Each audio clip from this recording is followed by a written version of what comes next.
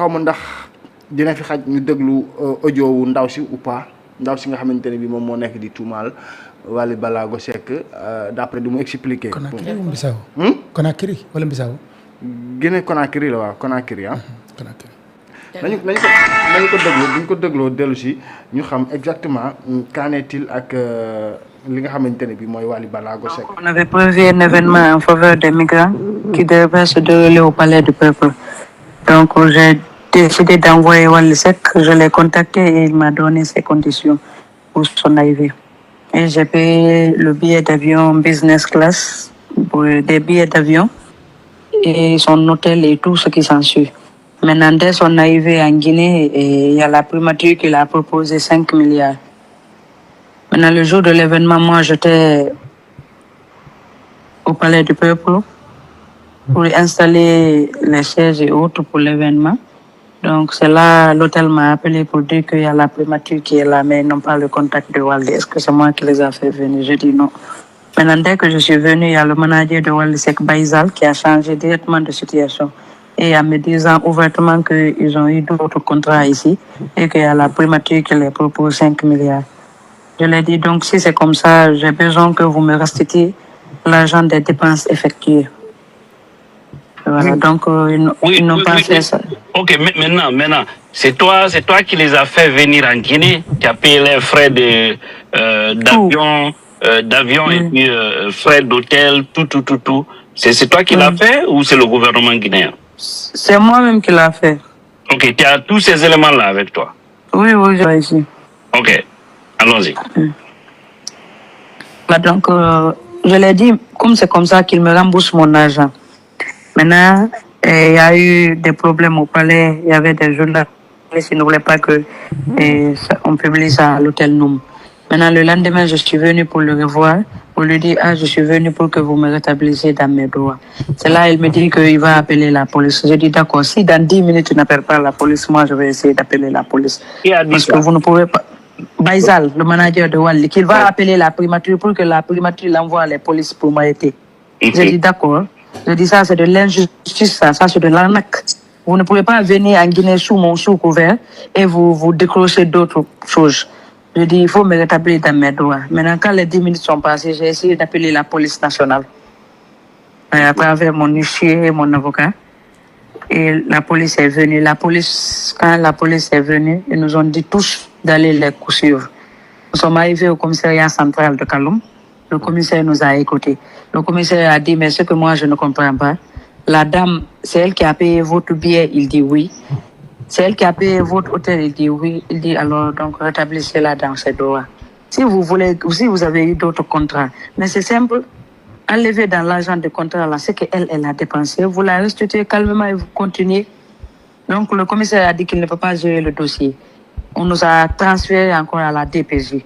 Nous sommes venus à la DPJ, directement la DPJ nous a demandé les explications. On a redit les mêmes explications.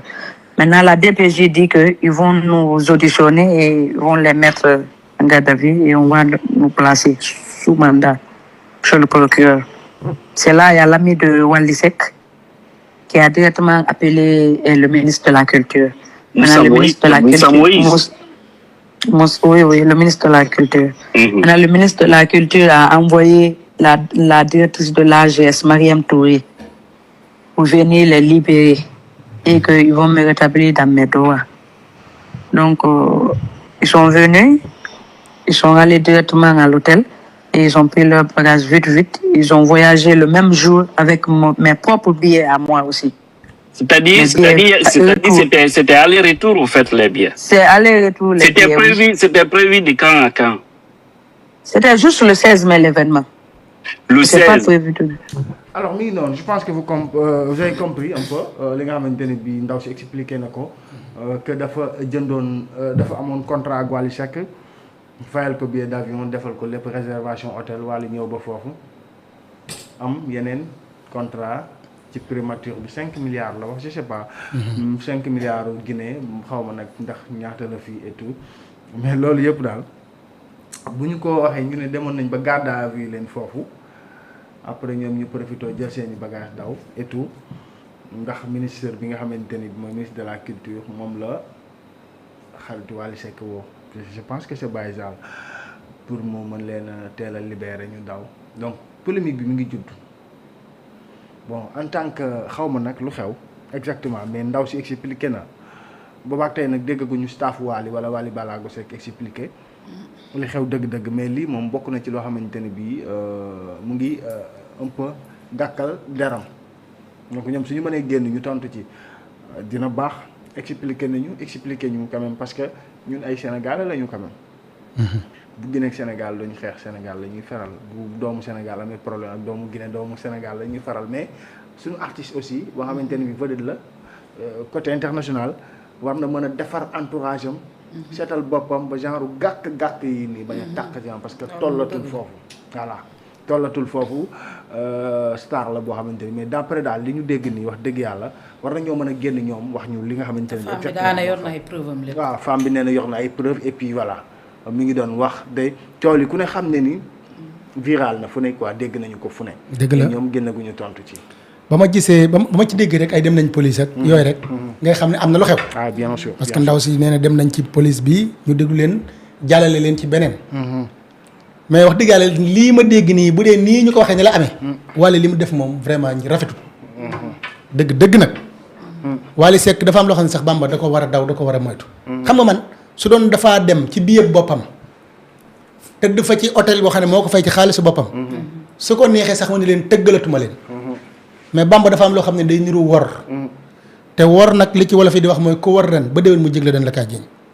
su dee lii ma dégg nag ci laay sukkandiku de ba keroog may dégg version Wally kii nee na 58 millions la 5 milliards u Guinée quoi waaw 58 millions mais Bamba dama ne mënumaat signé ak yow contrat daggal la billet defal la frais d'hôtel lépp ñu def ko ba ñëw nga bàyyi ma fa dem ca keneen loolu mu ne si ko tuddee loolu war ngoone war képp la moom nag Wally Seck ak ki mu tudd sëñ Sall moom mu tudd Baye Sall fekk génnuñu ñoom wax nu leneen ñu door a méngale ñoon dañuy jàpp lii ndaw si wax mais lii ndaw si wax moom bu fekkee am na Wally Seck honoré wul Sénégal déjà musique bi muy def sax lii da cee gënul lii baaxu ci sérieusement nag wax dëgg yàlla lii moom bu dee am na te ndaw si man tur yi muy tudd moo lay wan ne la ñoom seqalante naa ñoom te moom confirmé war na ne moo dagg ay billets Bamba am na loo xam ne nii nañ ko moytu xaw ma ñaata la ko prime ñu fee fay ñam tëggali ba ndaw ñam bëggoon a tëggal 5 milliards mais 5 milliards yi peut-être ñoom seen i wax xam doo xam ñaata la ci xaalis peut-être ñu sukkandiku ci chiffre bii ñu gis 5 milliards waaw mais dara parce que dama jëru mel ne 10 000 francs mooy 100 000 Guinée de ñoom lii ñu def dara jëru ko 5 milliards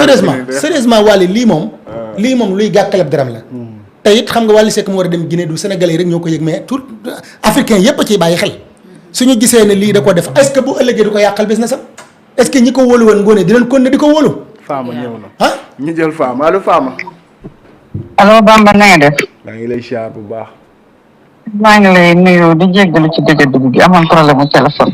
waaw di nuyu Ngom di nuyu Ngone. jërëjëf di nuyu ñi ci plateau bi yëpp. man femme bi bu ma ko déggee tey la 3 jours yi ngeen di ci doog a def débat. dëgg la mais man femme bi li mu expliqué condamné wu ma Wally Seck xam nga ñan laa condamné. son entourage. te Wally war na toog defaraat entourage am. parce que boo déggee bi mu woowee ki ko jaay bee yi.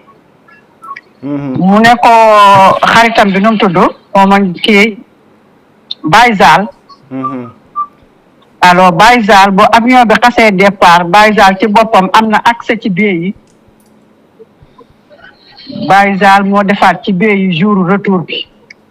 ok ma di la xamal ne lii bu fekkee ne am na li femme bi wax parce que Bamba su fekkoon ne du dëgg femme bi du am audience di citer ay tur bay tudd ay ministre de la xawma lan ministre de la culture di tudd ay responsable guinéen di tudd ñeneen ak ñeneen wax bu dofee nopp yo koy déglu wala wér na Wally xoolaat entourage lii bu fekkee am na ñu toog waxtaan seen biir ñu delloo ko xaalisam ndax man maa ngi dégg ki ko jaay bii nee na moom ba léegi jotul bi yem parce que ñoom Wally Seck remboursé guñ ko ba léegi te ministre bi jëloon en charge ne da koy remboursé xaalisu bee yi ba léegi remboursé wu ko xaalisu bee yi na xoolaat entourage am parce que bu Baye Sall demee ba am fit bay problème am muy jël ay billets di changer date retour bi di ko def lendemain bi xam nga ne am na lu xew lii nag comme li nga wax rek day gàkkal deram nañu toogaat waxtaan seen biir bu fekkee femme bi waxul dëgg ñu démentir ko bu waxee dëgg ñu delloo ko ay xaalis si biyem